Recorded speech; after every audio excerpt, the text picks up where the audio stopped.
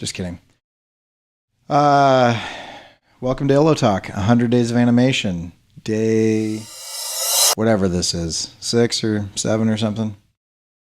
Somewhere around there. I'll put it on the screen later when I remember.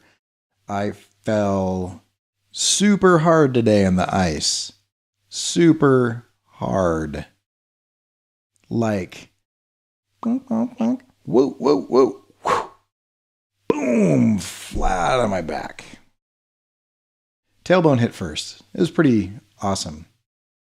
I'm still in pain. I feel much older now than I did several hours ago. Now I feel like an old man. Anyway.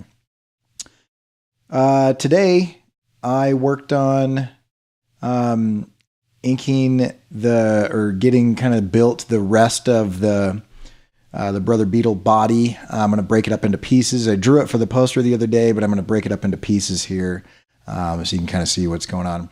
I'm going to make it move. Something called a tripod gait, where animals or insects with 6 legs, I can't do it with my fingers. I don't know. I was trying. They move. All 3 of these things move together. And then there's an opposite set of tripods that moves like that. So in essence, there's like an X. Anyway, I'm going to try to incorporate that into his arms. And we'll see how that works. I'm thinking that I can make his arms kind of imitate that tripod gait, even though he's walking on 2 legs. So we'll see. But now to the drawing. All right. I think I already talked about Napoleon, but I just finished these lectures and I want to this is dumb. But I'm going to read a Twitter thread, or at least talk about it and use my Twitter thread as notes, because I think it's important. Also, that's what's on my mind right now. That and Abraham Lincoln.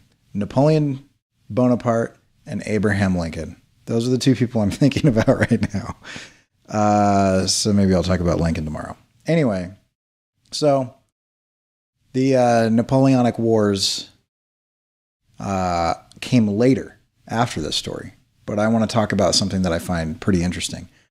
It's this idea that people are focused on what's true, as if that matters. And I think it matters, but I actually think authenticity matters significantly more than facts.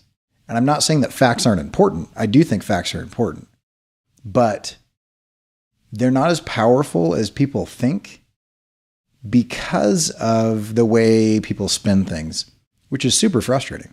Case in point. Okay. So Napoleon, there's kind of the French Revolution, right? There's the French Revolution.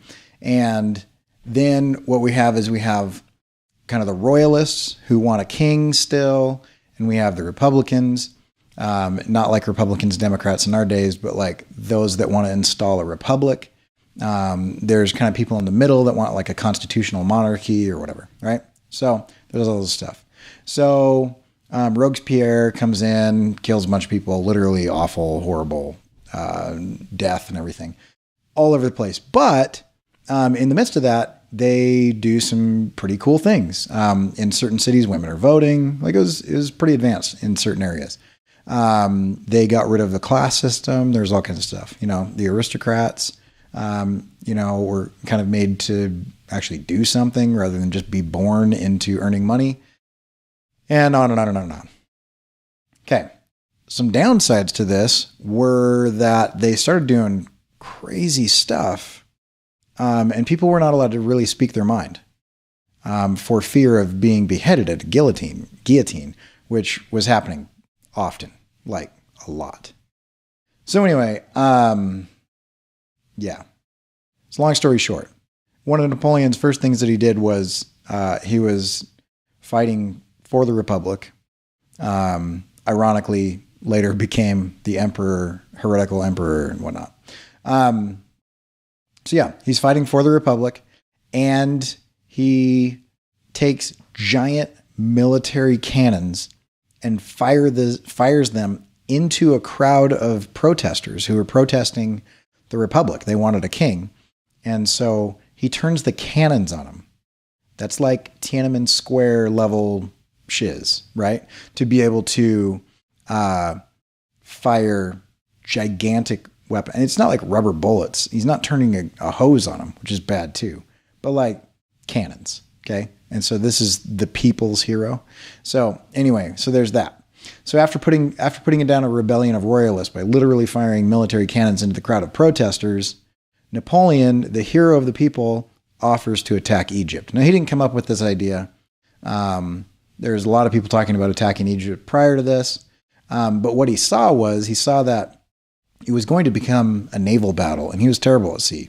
He was a land general, like he was a military man, not a naval officer.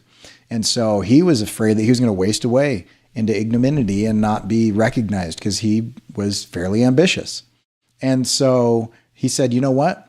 I will cut off the English's supplies and what they're using to finance this war by going out and taking out Egypt and conquering it for France. So he takes off and he lands, and Lord Nelson, maybe he wasn't a lord at the time, but the Lord guy who is eventually Lord Nelson, decimates, like completely destroys the ships that he came over on. And so he's stranded there. And he had this style of warfare that allowed him to be super quick.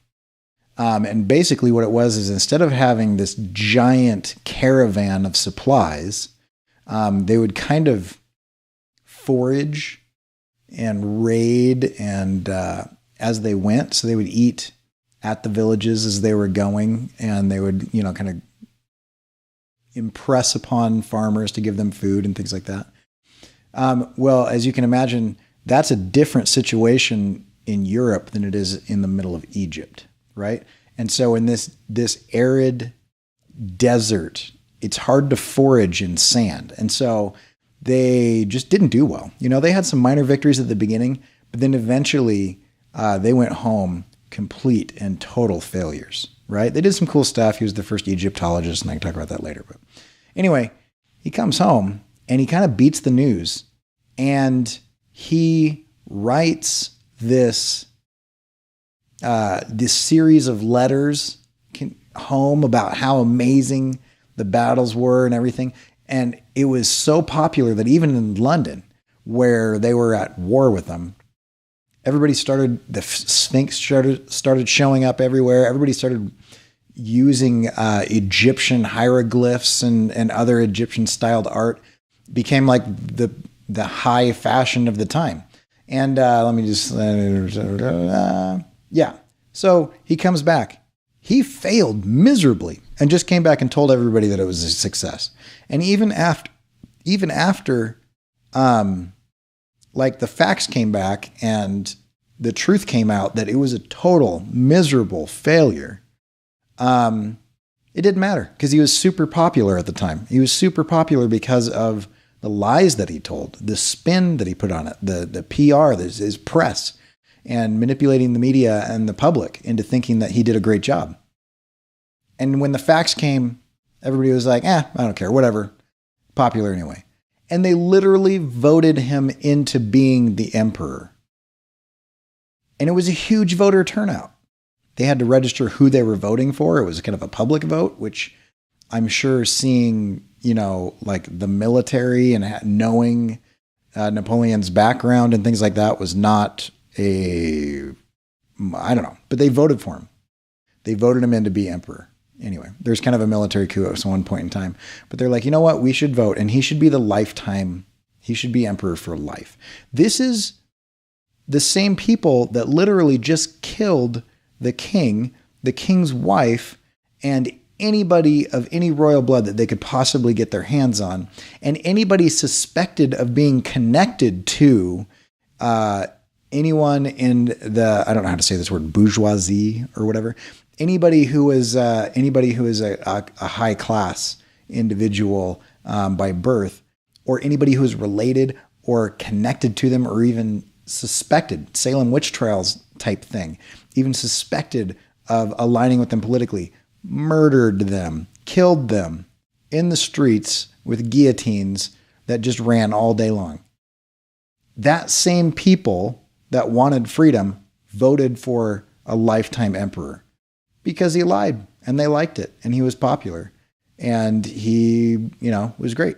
And then he systematically destroyed the Republic and his political enemies and those that were not his political enemies, the neutral people. And then he turned on his allies. And if this sounds like, I don't know, Hitler in World War II, it's because it's very similar. And if it sounds like other people that are rising to power all over the world in all kinds of countries right now, it's because history continues to repeat itself. Anyway, I can't remember my point with this, but I think people should be authentic. I think people should tell the truth. But I think you should be true to yourself, to thine own self be true and be authentic to who you are. It kind of goes back to what I talked about a few days ago with existentialism and the drive to be authentic and to be real and not to be what you think people want you to be, but to be yourself. But be your best self. Don't just be your lazy piece of crap self. Make something out of yourself. Be that. I don't know. I think that's more important. I think the world needs more authenticity in this world. We need more people telling truth to each other and people telling truth to power and caring. And all this ladder climbing, all this stabbing each other in the back and everything, it's going to bring our society down. The end of this, I really think that we've got issues. Anyway, I say that as I'm drawing this dictator stink bug guy. He's a little beetle. And so that's probably why I'm thinking of this. Tomorrow I'm going to talk about Lincoln. Lincoln's a much more inspirational figure who didn't destroy society, actually did some really awesome things, and told the truth and was very honest. Though at times he chose when to speak and when not to speak, and when to act and when not to act, which I think is important. Anyway, so there's that. So day 7, day 8 tomorrow. Seems like I've been doing this for a while. I've been doing this for a week. So let me know in the comments if you are watching, and leave me a comment on this video or on Twitter at Cory Kerr or on Instagram at Cory R. Kerr. You can always see my most recent stuff on Instagram and Twitter and CoryKerr.com, CoryKerr.com. We will catch you guys later. This is Illotalk, and I am out. Hello, my name is Scarlett. I have a doll. Her name is Rachel, and I love art. I'm also Cory Kerr's daughter. Bye, everybody.